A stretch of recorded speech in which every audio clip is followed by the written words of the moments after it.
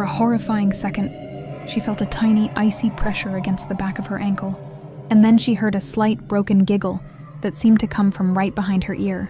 Then she heard it. A very faint, wet, sucking sound from behind the door, followed by a barely audible "Okasan." The next morning, Haruka called her friend, Kenji, a spiritual studies student who had a knack for history and folklore.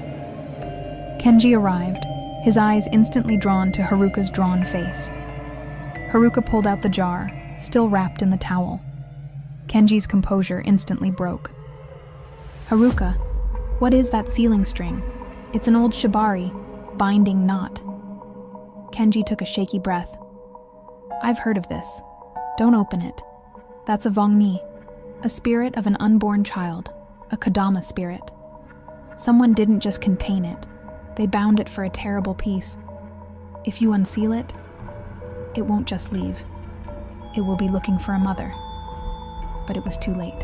When Haruka showed Kenji the closet, the shoebox was slightly damp, and the red string was scattered on the floor, frayed and broken. The jar was empty. From that day, the haunting was subtle, psychological.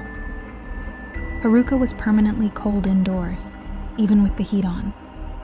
She started finding children's blankets she didn't own folded neatly on her sofa. She constantly had to close the spare room door, because every time she looked away, it was ajar, just a crack. One night, tormented by the soft, repetitive hiccuping sound coming from the hallway, Haruka whispered, "Stop." The sound immediately ceased. The silence was absolute. For a horrifying second, she felt a tiny, icy pressure against the back of her ankle, and then she heard a slight, broken giggle that seemed to come from right behind her ear.